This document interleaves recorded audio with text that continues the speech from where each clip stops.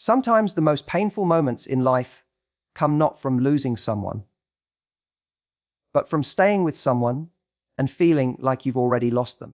You share the same home, maybe even the same bed, yet it feels like your worlds apart. Conversations that used to flow easily now end in silence, or worse, in arguments that leave both of you wondering where it all went wrong. There's a moment in every relationship where love begins to feel heavier than it used to.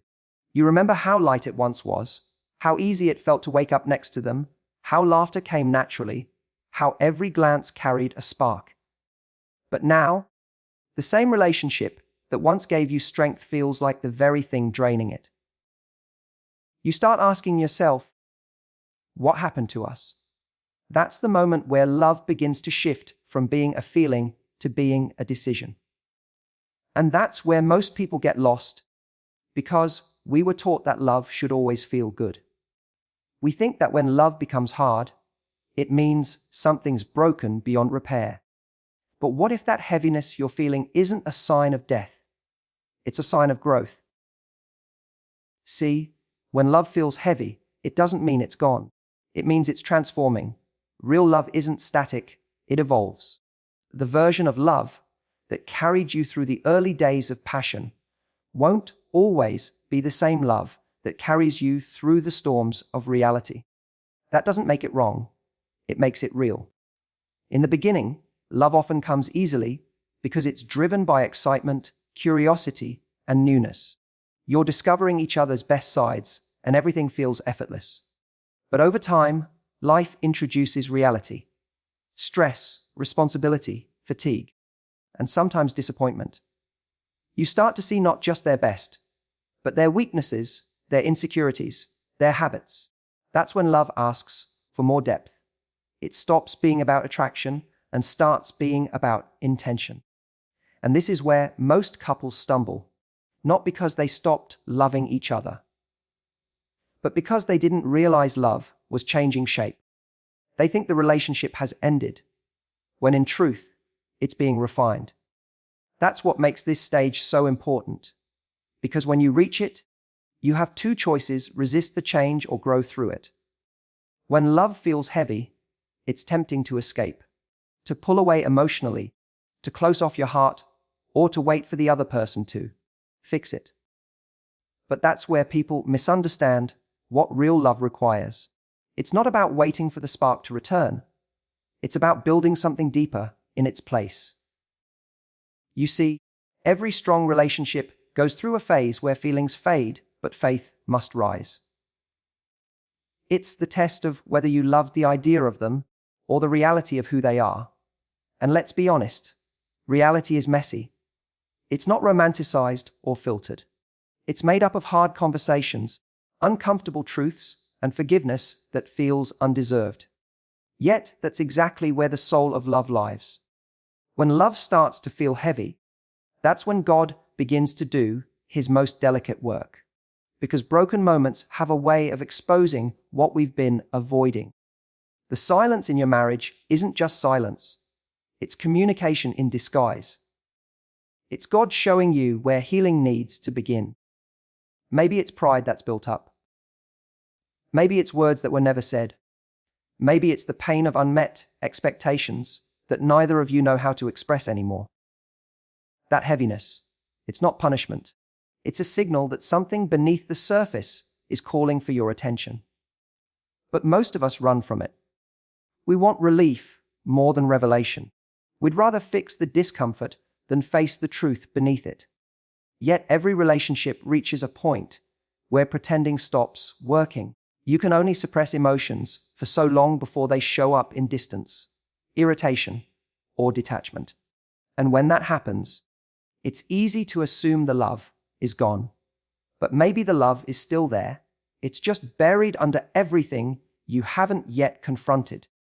When a relationship matures, love stops being about how someone makes you feel and starts being about what you choose to create with them. It's about showing up even when it's uncomfortable, listening even when you disagree, and choosing to understand even when you feel misunderstood. That's not weak. That's strength.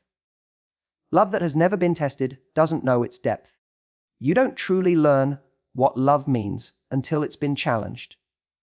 Because anyone can love when it's easy, but real love is measured by what survives the hard parts.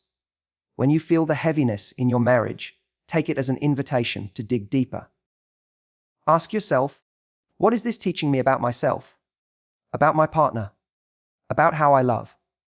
Because sometimes what feels like a relational problem is actually a spiritual one. Maybe God isn't showing you that your partner is the issue. Maybe He's showing you that your heart needs healing.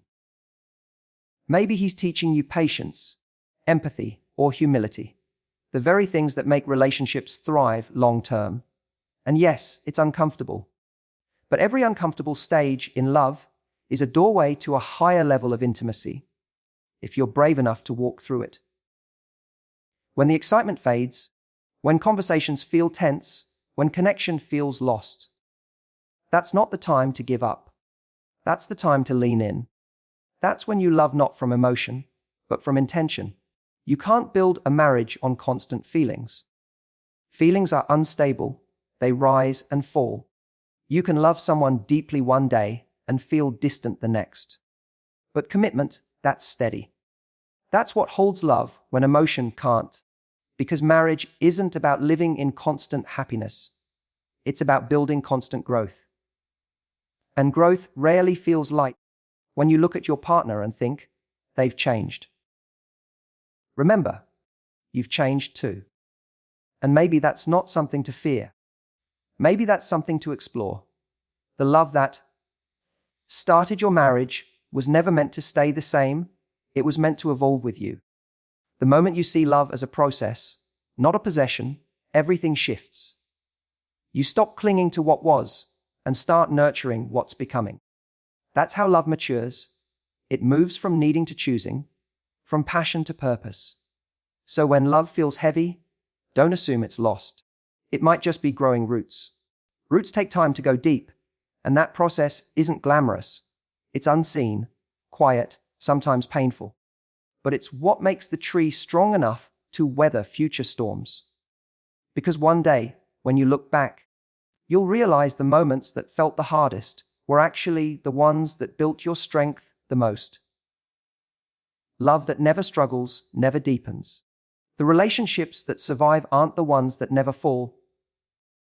They're the ones that keep rising again. And this is where faith comes in. Faith is what bridges the gap between what you feel and what you know. You may feel disconnected, unloved, or unappreciated, but faith reminds you that what you see right now isn't the whole story. Faith tells you that just because your marriage feels broken doesn't mean God is absent. When your feelings tell you it's hopeless, faith whispers, "Stay steady, I'm still working." A faith over feelings.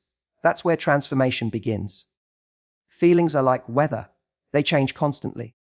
One day you're warm, the next you're cold. You can't build a life on that kind of instability. Faith, though, is like the foundation beneath the house. It doesn't shift every time a storm hits. It anchors you. When your emotions scream that it's over, faith keeps you grounded in what's possible. It reminds you that just because something feels broken doesn't mean it's beyond repair. When you build your love only on how you feel, you'll always be chasing comfort. But when you build it on faith, you begin to create something enduring. Because faith doesn't deny the pain, it gives purpose to it. You can feel tired and still trust. You can feel misunderstood and still show grace. You can feel distant and still choose connection. That's what faith looks like in love. It's believing in what's possible, even when it's invisible. Every marriage goes through moments where one or both partners feel emotionally dry. You stop feeling in love, and that scares you. You start to wonder if it's a sign that something is fundamentally wrong. But feelings fade in every long-term relationship. It's not the absence of love, it's the cycle of it. And faith is what carries you through those in-between seasons. It's what reminds you to keep showing up, to keep doing the small things that nurture love even when the reward isn't instant. Because the truth is, love often returns in the places you stayed faithful. It comes back in the quiet moments, the shared efforts, the tiny acts of kindness that go unseen. It returns not because you chased it, but because you chose it. Faith doesn't promise instant results. It promises endurance. It's the difference between reacting and responding. When you react, you let emotions drive you. When you respond, you let wisdom guide you. And wisdom knows that feelings are temporary, but choices are lasting. You don't fall in love once. You keep choosing it again and again, especially when it's hardest. Faith teaches you to look beyond the moment, to see that what's breaking right now could be what God is using to build something better. That the pain you're feeling might be the soil of transformation. That the silence in your relationship might be an invitation to listen differently. Not just to your partner, but to God. There's something powerful about choosing to believe, even when your heart doesn't feel it. Because that's the space where miracles happen.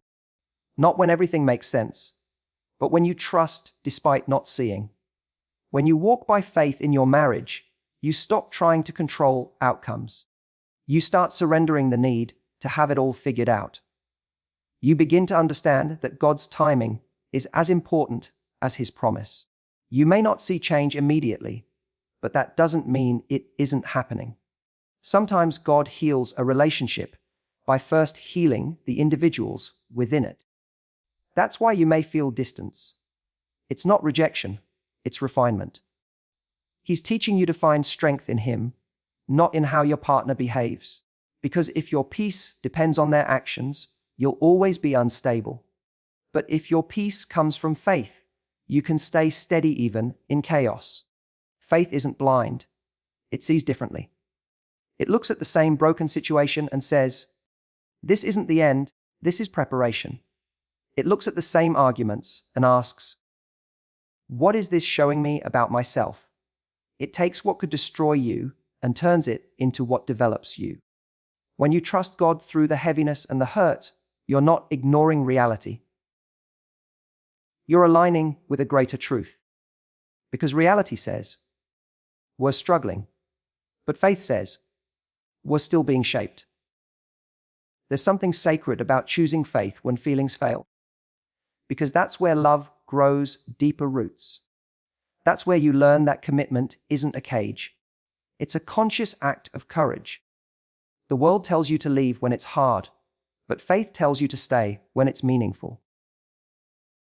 The world says follow your heart, but faith says guard it. Because sometimes your heart reacts to temporary pain and forgets eternal purpose. Faith gives you eyes to see your partner not just as they are, but as they're becoming. It reminds you that just as God hasn't given up on you, you don't have to give up on them. And maybe that's what real love looks like.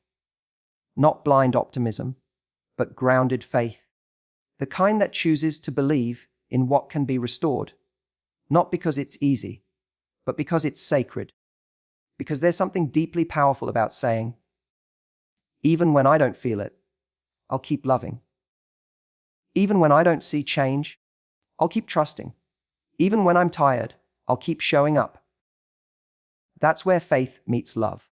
That's where relationships move from fragile to unbreakable. Because love that's built on faith doesn't crumble when emotions fade. It adapts, it endures, it transforms. And maybe, just maybe, that's what your marriage is going through right now. Not a breakdown, but a breakthrough. There are seasons in love when you can't see what God is doing. You pray, you cry, you wait, and still, nothing looks different. You start to wonder, is God even listening? Is He still working? You replay every argument, every moment of silence, every look that felt distant, and you can't find your footing anymore. It feels like the same story on repeat. One person trying, the other retreating, both hearts quietly breaking in their own ways. And it's in that very space, the space of uncertainty, silence, and delay, that God is often doing His most profound work. See, the silent work of God doesn't always show up in fireworks or dramatic turnarounds. Sometimes it shows up in patience, sometimes in perspective. Sometimes it's him reshaping your heart, teaching you how to see love through his eyes instead of your pain. And because we live in a world that measures love through instant validation, we struggle to understand that divine timing often operates in stillness, not speed. There's a reason why things may seem quiet in your marriage right now. You might feel unseen, unheard, or disconnected, but that silence doesn't mean absence. Silence can mean transformation is taking place in the unseen. Because the truth is, growth rarely happens in noise. It happens in stillness. It happens in reflection. It happens when we've run out of words and are left to face the deeper questions we've been avoiding. Sometimes God quiets the relationship because he wants you to hear him again. You've been so focused on being understood by your partner that you stopped listening to the voice that holds the power to restore both of you. When things stop making sense between you, it's often because God is asking you to stop fixing and start trusting. He's whispering, "Let me do the work you can't." The silent work of God is not about quick results. It's about inner reconstruction. It's about healing wounds that both of you may not even know exist. When you don't see visible progress, it's easy to assume nothing's changing, but God often works beneath the surface. Like roots forming underground before a tree can bear fruit, he's aligning hearts, softening edges, reshaping perspectives, preparing you both for what comes next. Maybe he's working on your patience, teaching you to love without expecting immediate return. Maybe he's working on your partner's heart, breaking through walls you can't touch. Maybe he's working on your communication, not through words, but through empathy. Because sometimes love isn't about saying the right thing. It's about learning to see the other person's pain, even when it's not expressed. When God is silent, it's never because he's indifferent. It's because he's strategic. He knows that some lessons can't be learned through comfort. They require tension. Some breakthroughs don't come through talking.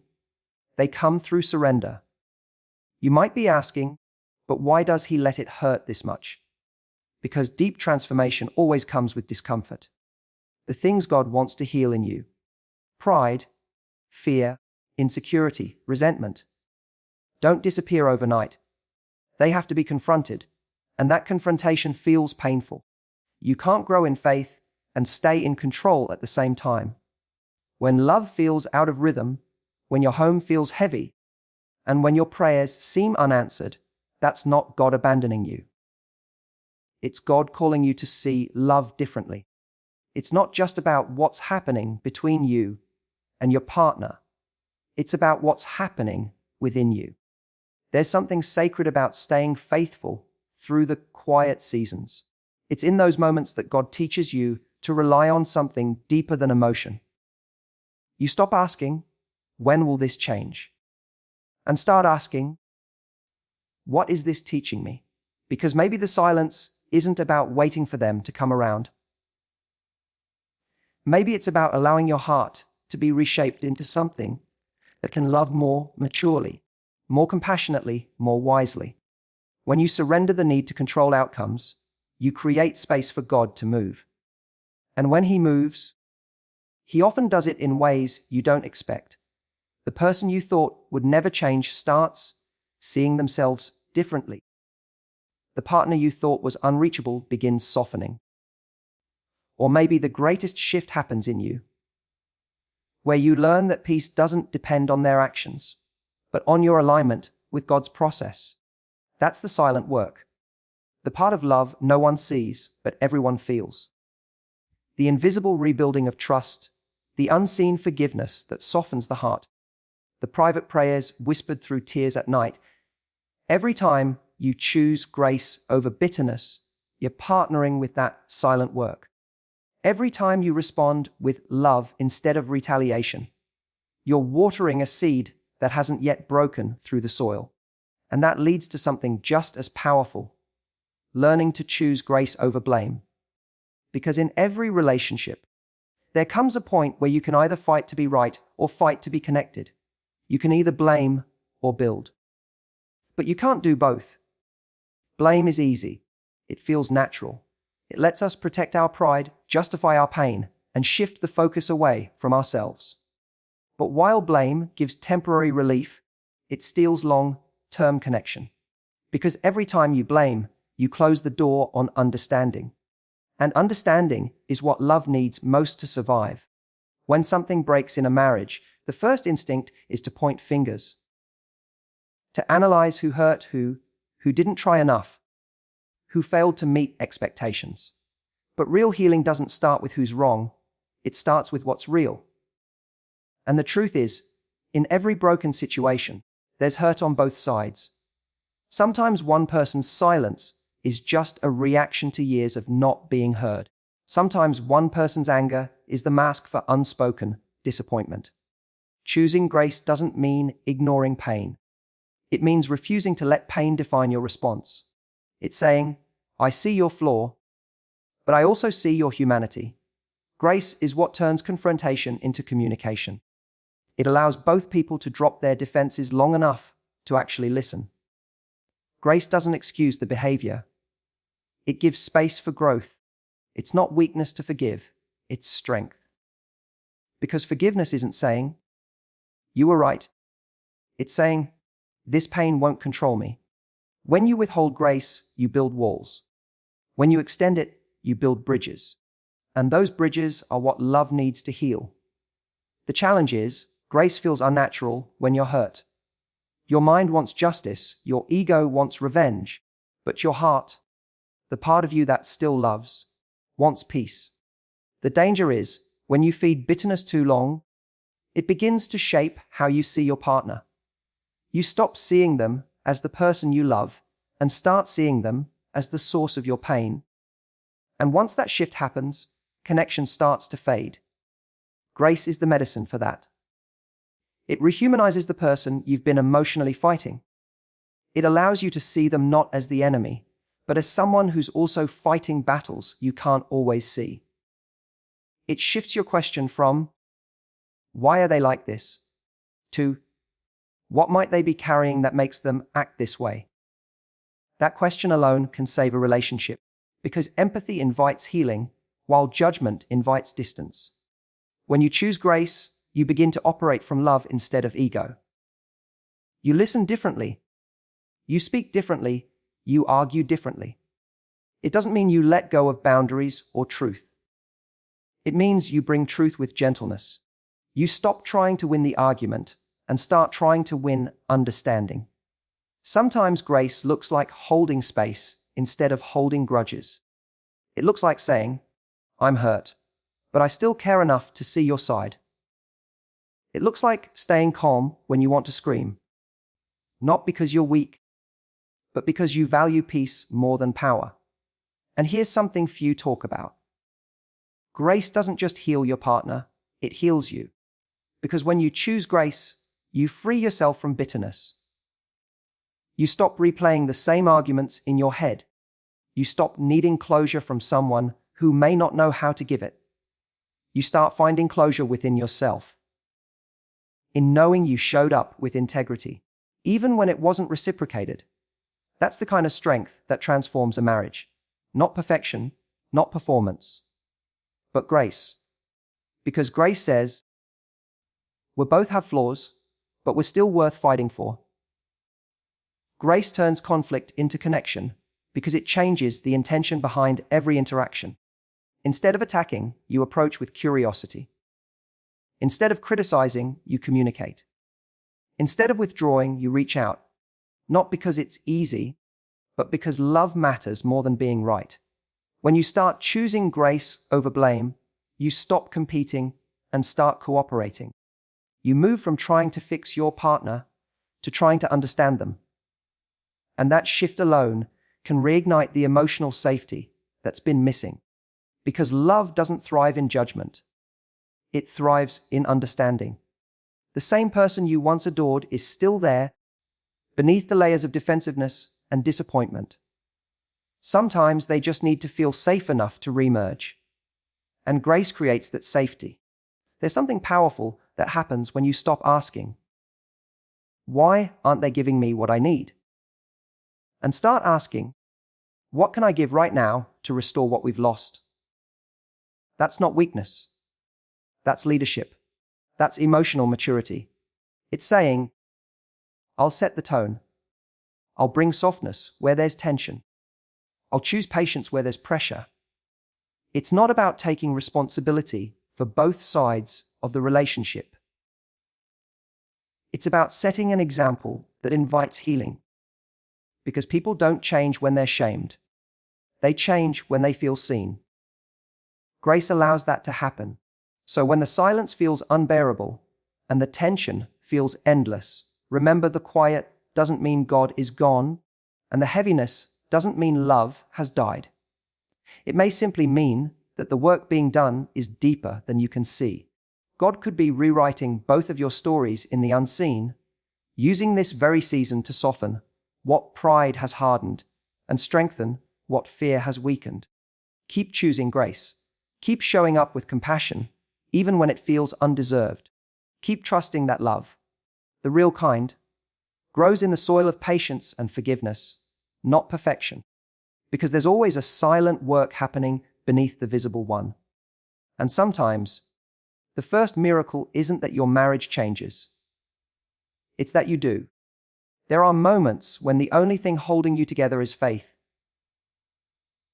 Not the certainty that everything will go back to how it was, but the quiet belief that something meaningful is still being built. Sometimes God doesn't fix what's broken right away because He's healing what caused the break in the first place. That's why there are seasons when your marriage feels like it's falling apart, but in reality, it's being rebuilt from the inside out. There's a kind of healing that doesn't look like healing at first. It looks like distance. It looks like detachment. It looks like conversations that don't land and prayers that don't seem to reach anywhere. You start to question if you've lost something sacred or if it was ever really there to begin with. But healing isn't always visible. Before God restores, He often separates. Not to end the connection, but to strengthen what's been fragile. When two people are constantly bumping into the same wall, misunderstanding each other, triggering the same wounds, repeating the same arguments, it's often a sign that God is saying, pause, step back, let me work on each of you separately. Because you can't heal a relationship that's built on unhealed individuals. You can't pour love into each other when your own emotional cup is empty. So sometimes He creates distance, physical, emotional, or spiritual, not to destroy what's there, but to allow breathing room for both hearts to find clarity. Separation doesn't always mean loss. It can mean space to listen, to reset, to grow. It's in that space that truth surfaces. The truth about what you need, what you value, and what version of yourself you've been bringing into the relationship. You start realizing that maybe the problem wasn't just what your partner did, but what you've been carrying. The insecurities you never addressed, the expectations that came from old wounds, the patterns that turned love into survival. Relationships often mirror what's unresolved within us. The arguments you keep having may not be about the dishes, or the text they didn't reply to, or the tone they used. They might be reflections of deeper fears, fear of abandonment, fear of rejection, fear of not being enough. And God knows that if He doesn't heal that part of you first, the same wound will keep bleeding through different seasons. So He lets the connection stretch. He allows discomfort. He lets things fall silent so that you can finally hear what your heart has been suppressing. Because you can't build intimacy on avoidance. You can't build peace when you keep pretending. Healing before restoring means learning who you are without the noise of fixing someone else. It means discovering the parts of you that you've been neglecting. Your peace, your confidence, your purpose. Sometimes we get so consumed with trying to make the relationship work that we forget to make ourselves whole. But the best thing you can bring to love is not your dependency. It's your wholeness. When you start healing, you begin to see your partner differently. You stop viewing their pain as personal attacks and start recognizing it as their own unhealed story. You start realizing that love was never meant to be a constant exchange of blame, but a constant opportunity for growth. Healing gives you perspective. It teaches you to differentiate between what's yours to carry and what belongs to them. There's a reason God sometimes puts you through seasons of waiting, of reflection, of distance. Because transformation doesn't happen in chaos, it happens in clarity.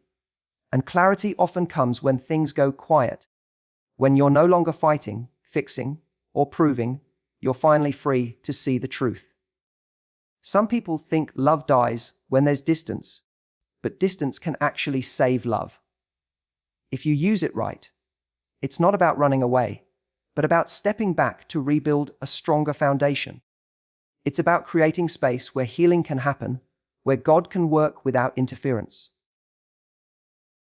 Because when you're too busy trying to control outcomes, you often get in the way of what He's trying to do. And sometimes, when the healing is deep enough, when you've faced your fears, when you've learned to stand in peace, even in uncertainty, that's when restoration begins. Not because everything's perfect, but because you've both grown enough to love differently. But restoration doesn't mean going back to what you had. It means creating something new with what you've learned. It means letting the past inform you, not define you. It's about two people who've walked through fire and come out refined, not burned. That's where love becomes sacred again. When it's not built on fantasy, but on faith, not on comfort, but on courage. Healing before restoring also means releasing the version of the relationship that once was. Sometimes we cling so tightly to what used to make us happy that we miss what could make us whole. You can't resurrect what God has already evolved. The relationship you're praying for might not be the one you started with.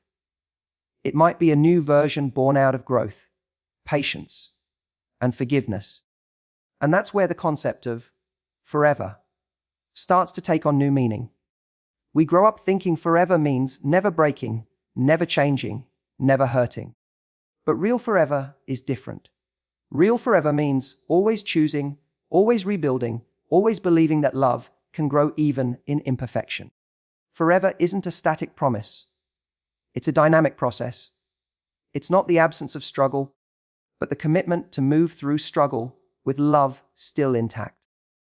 Forever doesn't mean you'll always feel connected. It means you'll always find your way back when you drift apart. When God designed marriage, He didn't intend it to be a constant honeymoon. He designed it to be a partnership that refines both souls. The purpose of forever isn't comfort. It's transformation. It's the space where two people learn the deepest lessons about patience, forgiveness, humility, and unconditional love. That's why marriage sometimes feels like a mirror. Because it reflects back the parts of you that need growth. The things your partner triggers aren't just their flaws.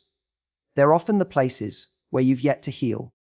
And instead of seeing those moments as reasons to run, you start to recognize them as invitations to grow. Forever isn't something you find, it's something you build. And building anything lasting requires effort. It requires the humility to say, I was wrong. The courage to say, I forgive you. And the faith to say, we can still make this work. Love isn't proven by the moments that are easy. It's proven by the moments you stay through difficulty.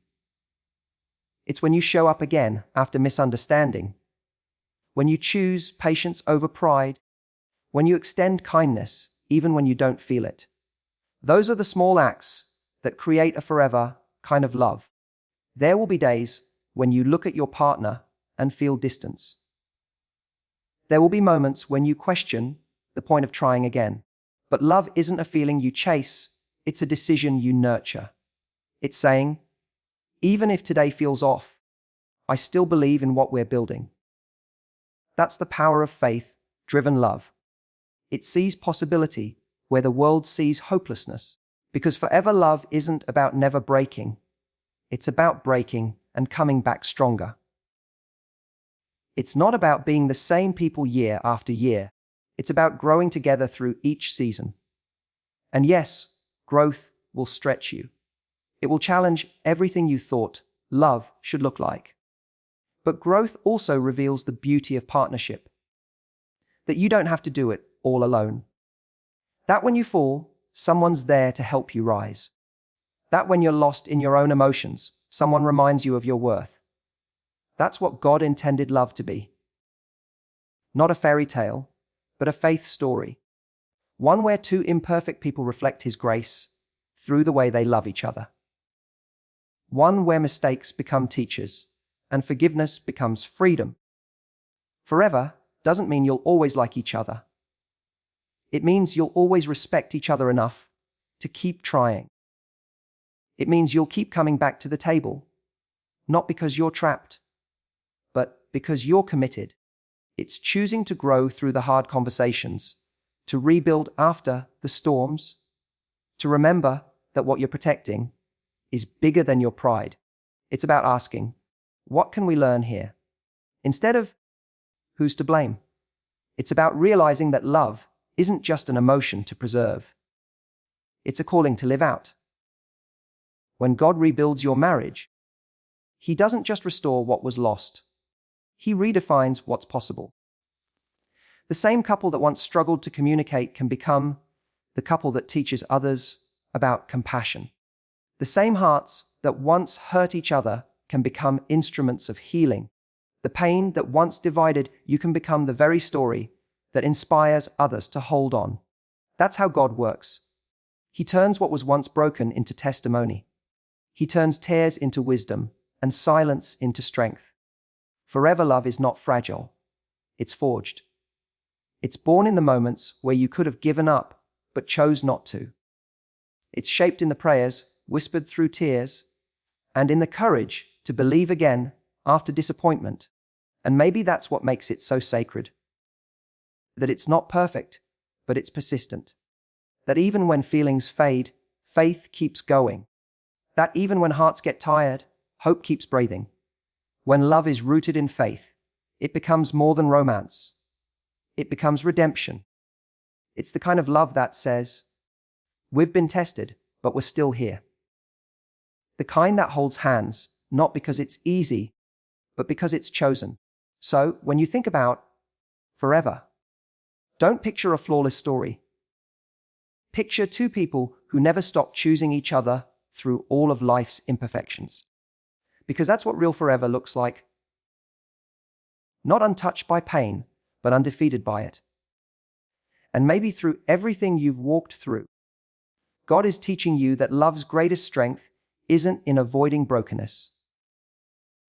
It's in learning how to rebuild from it. Because every time you choose to keep loving through struggle, you reflect His kind of love. Patient, forgiving, unshakable. That's the kind of love that doesn't just survive time, it sanctifies it. It grows deeper with each test. It learns that forever isn't found in perfection, it's found in persistence, grace, and the faith that even when everything feels fragile, God's hands are still holding it all together.